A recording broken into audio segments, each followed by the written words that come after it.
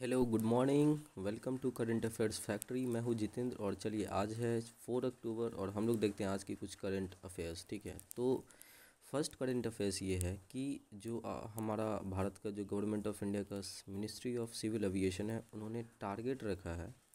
ठीक है, 2026 तक 200 से ज़्यादा एरोड्रोम और हेलीपोर्ट्स बनाएंगे।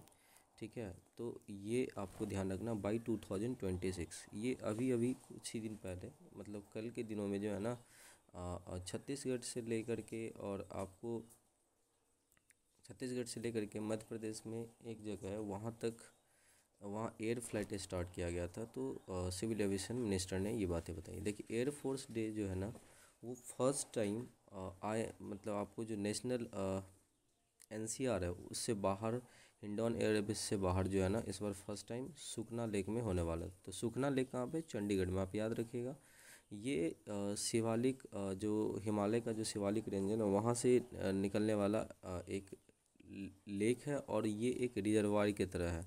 और ये 20th सेंचुरी में इसको जो एक स्ट्रीम आ रहा था उसको रिजर्वायर बना दिया गया था। तो ये फर्स्ट टाइम ऐसा हो रहा है। जो एयरफोर्स अपना जो डे है वो सेलिब्रेट करेगा out of the NCR Delhi. ठीक है, मैं आपको बता दूं कि एयरफोर्स डे एवरी ईयर्स 8 अक्टूबर को मनाया जाता है। और ये इसलिए मनाया जाता है कि ये ये जो है ना, 8 अक्टूबर मार्क्स करता है official induction of the Indian Air Force as a supporting force of the Royal Air Force of United Kingdom in 1932। ठीक है, तो 1932 से जो है ना, ये एक तरह से बोल सकते हैं 8 अक्टूबर को एयरफोर्स डे मनाया जाता है। और ये in presence of chief of Indian air force and senior officers of Indian arm force होता है। देखिए, आफ्सपा आफ्सपा रिटेन किया गया in part of Assam, Arunachal, Nagaland and Manipur for another 6 month. आपको पता है arm force special protection act, जो आफ्सपा है उसको इन 4 नॉर्थ ईस्ट के राज्यों में लगाया गया है। स्पेशली अगर आप कहोगे ना, तो नागालैंड का जो अभी क्राइसिस चल रहा है उसके कारण से असम, अरुणाचल और मणिपुर, ठीक है, इनके जो कुछ डिस्ट्रिक्ट्स हैं जो नागालैंड से जुड़े हुए हैं, अ, उस एरिया में यहाँ भी जो है ना पार्शली आपको अप्सपा लगा हुआ है। देखिए, नागालैंड जो पीस है, नागा पीस, उसके लिए जो एक आइवन मूविया करके ग्रुप है, वो मेन ग्रुप है। और अभी डिस्कशन चल रहा है आपको मिनिस्ट्री ऑफ होम अफेयर्स, मतलब गवर्नमेंट ऑफ इंडिया के द्वारा, कि नागा पीस प्रोसेस बहुत जल्दी हो जाने वाला है। ठीक है, तो यहाँ पे अगर मैं आपको बता दूँ कि एक टर्म होता है डेट इज़ डिस्टर्ब्ड एरिया, ये सेक्शन 3 ऑफ द अप्सपा एक्ट के अंदर इसको एक्सप्लेन किया गया है। और इसमें बेसिकली जो है ना, असम, मणिपुर और नागालैंड के उस एरिया को कवर किया गया है जो आपको नागालैंड से बॉर्डर से यहाँ पे और म्यांमार के बॉर्डर से कनेक्ट करता है। ठीक है, मैं आपको एक चीज़ और बता दूं कि असम में 2017 में जो है ना, लास्ट टाइम आफ्सपा इनरोल किया गया था और तब से जो है ना, नोटिफिकेशन को जस्ट एक्सटेंड कर दिया जाता है। ओके, तो मेन रीज़न अभी बताया जा रहा है कि जो नागा पॉलिटिकल इशू है वही मेन रीज़न है इस बार अभी जो आपको आफ्सपा को एक्सटेंड किया गया है। देखिए, अब ये नागा पॉलिटिकल इशू में मेन क्या है कि जो आइजक मूविया के जो national socialist council of Nagaland है, वो एक ग्रेटर नागालैंड की बात करता है और नागालिज्म की बात करता है। और नागालिज्म एक्चुअली ग्रेटर नागालिज्म क्या है, तो ये बोलता है कि जो नागा डोमिनेटेड एरिया है ना, नेबरिंग असम, मणिपुर एंड अरुणाचल प्रदेश में, और साथ साथ नागालैंड का इंटायर रीजन जिसमें लगभग 1.2 मिलियन नागाज रहते हैं, उन सबको मिला के एक ग्रेटर नागालैंड बना दो या नागालिज्म बना दो, जिसमें उसका अपना एक सेपरेट फ्लैग होगा और अपना एक सेपरेट कॉन्स्टिट्यूशन होगा। आगे बढ़ते हैं। ठीक है, तो आप इसको याद रखिएगा। ठीक है, देखिए, अभी हाल ही में जो है ना, मनरेगा को इनकॉर्पोरेट करने का कोशिश किया जा रहा है। किसके साथ? तो डिजर्टिफिकेशन को कम करने के लिए जो है ना, प्रधानमंत्री कृषि सिंचाई योजना के साथ इंटीग्रेट करने की कोशिश की जा रही है। देखिए, आपको पता होगा कि जो हमारे जो प्रधानमंत्री कृषि सिंचाई योजना है उसके अंतर्गत मेन क्या किया जाता है कि जो भी लैंड जो डिग्रेडेड है जिसमें इरिगेशन ठीक से नहीं होता उन सबको एक तरह से प्रॉपर कनेक्शन के द्वारा जो है ना एक तरह से इरिगेट किया जाता है। तो 2021 में आपको पता होगा कि desertification and land and degradation Atlas launch किया गया था इन्वायरमेंटल मिनिस्ट्री के द्वारा, ठीक है, जिसमें कहा गया था कि जो 30% of India's total geographical area है वो डिग्रेडेड लैंड के फॉर्म में है, ठीक है, और जो मोस्ट ऑफ द लैंड है वो कहाँ पे है, झारखंड, राजस्थान, ठीक है, दिल्ली, गुजरात, गोवा। उसके बाद आप बोल सकते हो इसके पास more than 50% of the land area undergoing desertification और degradation, while states with less than 10% of land degradation are Kerala, Assam, Mizoram, Haryana, Bihar, Uttar Pradesh, Punjab और अरुणाचल प्रदेश है। तो बेसिकली अगर आप बात करोगे तो जो बार्डन लैंड टाइप के जहाँ पे मिनरल्स है, या राजस्थान, दिल्ली, गुजरात, ठीक है, वेस्टर्न, अंडर अ लेटर इसकी मतलब ये बात करें प्रधानमंत्री कृषि सिंचाई बीमा, ठीक है, कृषि सिंचाई योजना की, उसमें एक्चुअली होता क्या है कि ridge area treatment, drainage line treatment, soil and moisture conservation, rain water harvesting, nursery raising, afforestation, horticulture और पेस्चर डेवलपमेंट को किया जाएगा, ठीक है। तो आपको ध्यान रखना है यहाँ पे।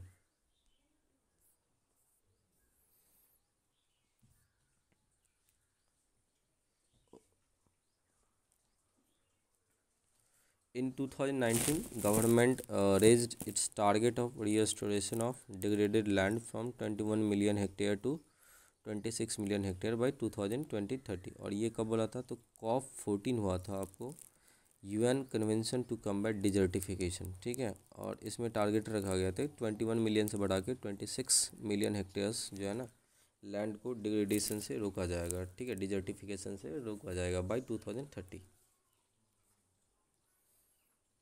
तो ये एक इंटरनेशनल कमिटमेंट था इंडियन गवर्नमेंट ऑफ इंडिया का, और इसके तहत जो है आपको टारगेट रखा गया था, ठीक है। आगे बढ़ते हैं। देखिए आर्टिकल 14 ऑफ कॉन्स्टिट्यूशन, वो आपको पता है कि इक्वालिटी बिफोर लॉ, और आर्टिकल 16 जो है equality of opportunity in matter of public employment की बात करता है। ये न्यूज़ इसलिए आया है क्योंकि अभी सुप्रीम कोर्ट ने केरला हाई कोर्ट के एक जो जजमेंट था उसको ओवर रूल्ड कर दिया है। बोला गया था कि जो कंपनसेनेट ग्राउंड होता है, मतलब कंपैशनेट जो ग्राउंड होता है, मतलब अनुकंप, उसको एक कंसेशन माना जाए, ना कि राइट। ये बोला है आपको सुप्रीम कोर्ट ने। हालांकि केरला हाई कोर्ट इसके अगेंस्ट था, बोला गया था कि कंपनसेशन नहीं है, ये एक राइट।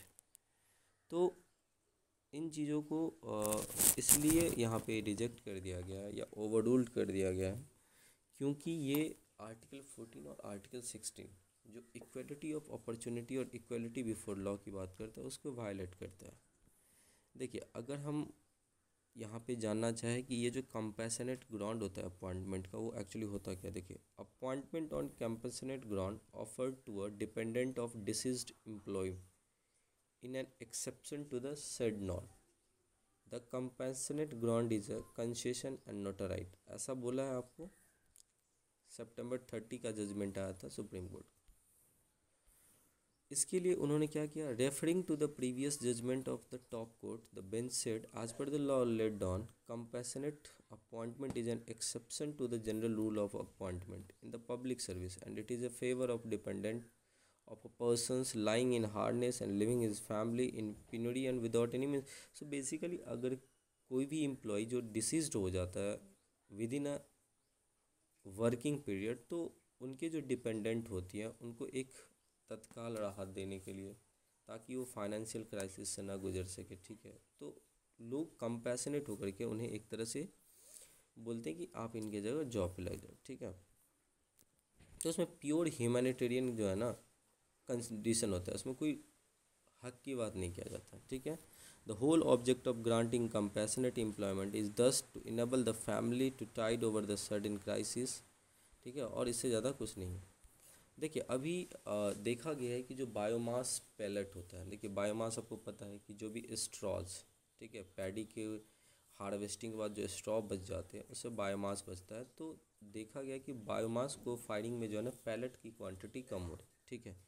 हालांकि अगर आप बात करोगे को फायर बायोमास का, तो यूनियन मिनिस्ट्री ऑफ पावर ने इसे यूनियन बजट 2022 में मैंडेटरी घोषित किया था कि 5 to 10% ऑफ बायोमास को फायरिंग हम लोग करेंगे, ठीक है।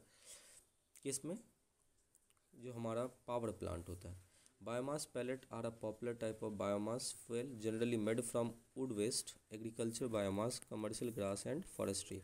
अब हम जान लेते हैं कि बायोमास होता क्या है। देखिए, ये एक प्लांट और एनिमल मटेरियल होता है जिसको हम एज अ फ्यूल इलेक्ट्रिसिटी और हीट प्रोड्यूस करने के लिए करते हैं। अगर हम इसके जनरेशन के, तो एक स्कीम है biomass power and cogeneration programme. ये इनिशिएटेड किया गया था ministry of new and renewable energy के द्वारा, क्योंकि ये cleaner than the fossil fuel burning है, ठीक है। For efficient utilisation of biomass, biogas based cogeneration and sugar mills and biomass power generation have been taken up in this program. Biomass material used for power generation include rice husk, straws, cotton stalk, coconut shells, soya husk। तो यहाँ पे सारा आप देख रहे हैं कि जितने भी रॉ मटेरियल है जो आफ्टर हार्वेस्टिंग निकलता है, उन सबको यहाँ पे क्या किया गया, इंक्लूड किया गया। अब आप अगर आप बात करोगे बायोमास को फायरिंग की, तो देखिए यहाँ पे बायोमास को firing is the practice of substituting a part of the fuel with biomass. So basically जो आप इथेनॉल ब्लेंडिंग करते हो ना, वही यहाँ पे इथेनॉल ब्लेंडिंग में क्या होता है कि आप पेट्रोलियम के साथ जो इथेनॉल होता है हमारा, जिसको हम एक तरह से बोल सकते हैं कॉर्न या ब्रोकन राइस से बनाते हैं, तो हम क्या करते हैं, उसको ब्लेंड करते हैं, मिलाते हैं, ठीक है। उसी तरीके से सेम यहाँ पे है कि जब आप कोयले को यूज करते हो as a fuel in a power plant, ठीक है, तो उसमें आप क्या करो, कोयले को हटा कर कुछ एक्स्ट्रा क्या किया करो, हस्क या स्ट्रॉ से बना हुआ जो पिलेट्स होता है बायोमास का, वो मिला दिया करो। तो ये कोल थर्मल पावर प्लांट में हम लोग यूज करेंगे। Stands for adding biomass as a partial substitute fuel in the high efficiency coal boiler, ठीक है। Coal and biomass are combusted together in boiler. एक बात मैं आपको बता दूं कि ये जो यहाँ पर बायोमास पैलेट है, इसकी कैलोरीफिक वैल्यू जो है ना एकदम सिमिलर होती है कोल की तरह, मतलब थोड़ी भी एनर्जी कम नहीं मिलती है। और ये एक बहुत क्लीन वे है to reduce the green house gases emission, ठीक है। Biomass cofiring is a globally accepted cost effective method for decarbonising a coal fleet, ठीक है। India is country where biomass is visible burnt in field. Basically आपने देखा होगा कि जो हमारा नॉर्थ इंडिया के जो स्टेट है, स्पेशली दिल्ली और दिल्ली के जो सराउंडिंग्स है, वेस्टर्न जो आपका एक तरह से बोल सकते हैं यूपी, हरियाणा, पंजाब, वहाँ पे वैसे ही किसान क्या करते हैं, बायोमास में आग लगा देते हैं स्ट्रॉ में। इसकी सिग्निफिकेंस क्या है, तो ये एक इफेक्टिव वे है to curb emission from open burning of crop residue, ठीक है। और ये एक डिकार्बोनाइजेशन प्रोसेस का एक जो है ना बहुत अच्छा मेथड है। 5 to 7% of coal with biomass in coal based power plant can save 38 million tons of carbon dioxide, ठीक है। चैलेंज है कि सिंस एक तो इसको इंफ्रास्ट्रक्चर की बहुत ज़्यादा ज़रूरत होती है, हमें चाहिए लगभग 1 lakh tons of pellet per day, but अभी है कितना, 7,000। तो ये बहुत इंपॉर्टेंट है। देखिए, अभी कैटेगरी 1 हरिकेन जो है नॉक किया यूएसओ को, ठीक है। इसका नाम क्या है, तो ये आपको इवान तो आपको मैंने कल बताया ही था, लेकिन एक पुएर्तो रिको है, ठीक है। पुएर्तो रिको ये यूएस का एक एक बोल सकते हैं टेरिटरी है, ओवरसीज टेरिटरी। वहाँ पे एक हरिकेन फियोना आया है, तो आप याद रखिएगा पुएर्तो रिको में हरिकेन फियोना है, और ये कैटेगरी 1 हरिकेन है, ठीक है। जैसे अपने लोगों में होता है ना सीवियर, ठीक है, मॉडरेट, इस टाइप से। तो यहाँ पे एक तरह से आप बोल सकते हैं यही लेवल चलते कैटेगरी 1 to 5 ऐसे करके, ठीक है।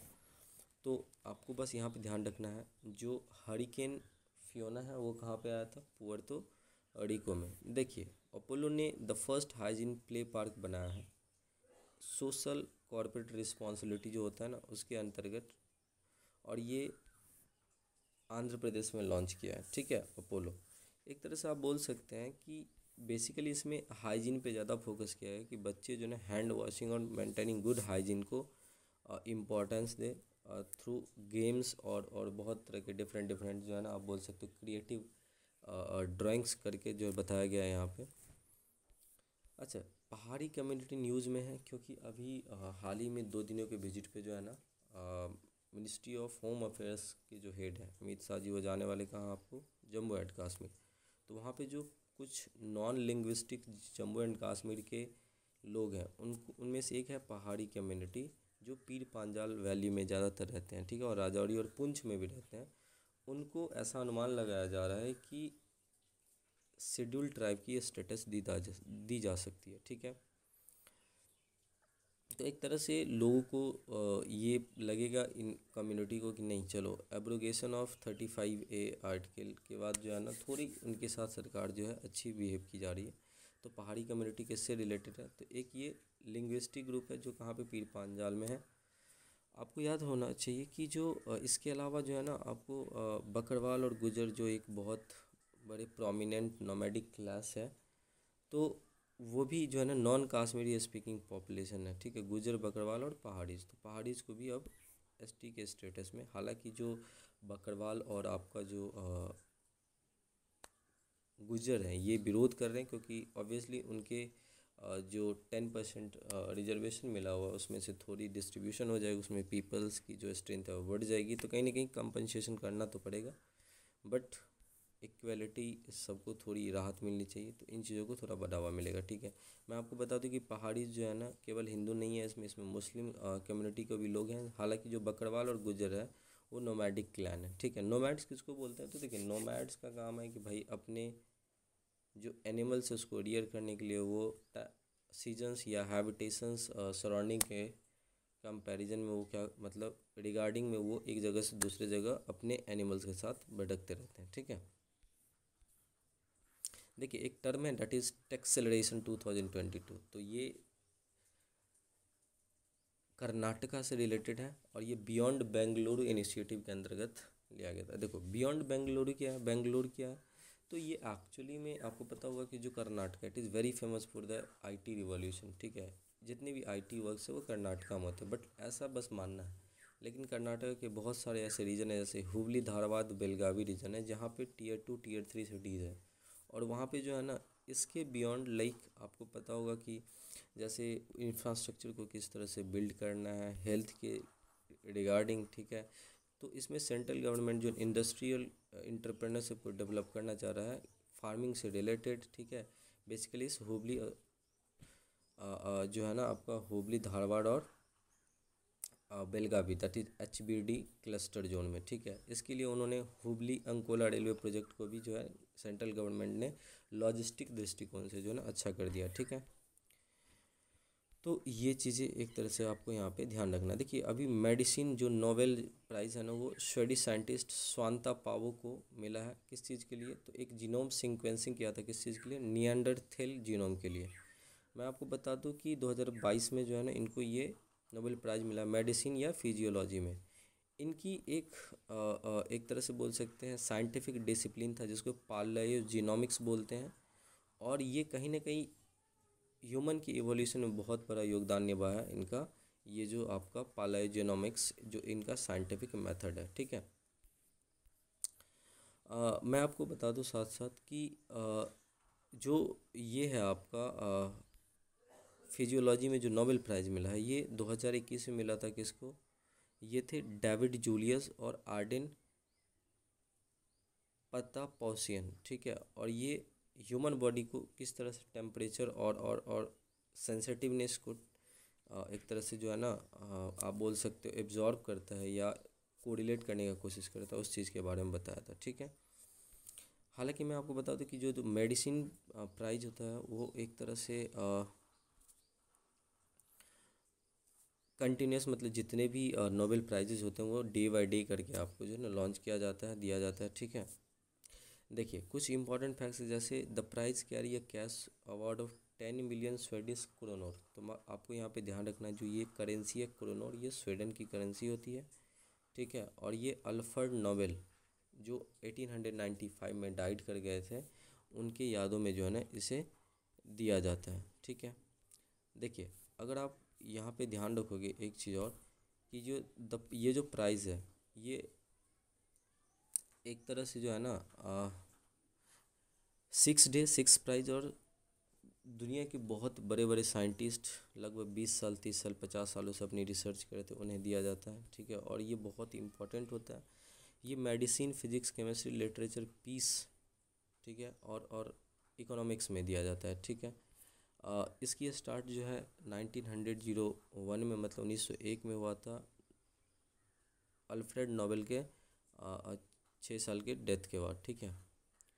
अ, अगर आप इकोनॉमिक्स अवार्ड की बात करो तो इसे हम ऑफिशियली क्या बोलते हैं, the bank of Sweden prize in economic science in memory of Alfred Nobel, ठीक है, जिसको नोबेल ने नहीं क्रिएट किया था बट स्वीडन के सेंट्रल बैंक ने 1968 में किया था, ठीक है। बिटवीन 1901 टू 2021 लगभग 609 पीपल्स को जो ने ये अवार्ड दिया गया है, और इकोनॉमिक साइंस में 609 पीपल को।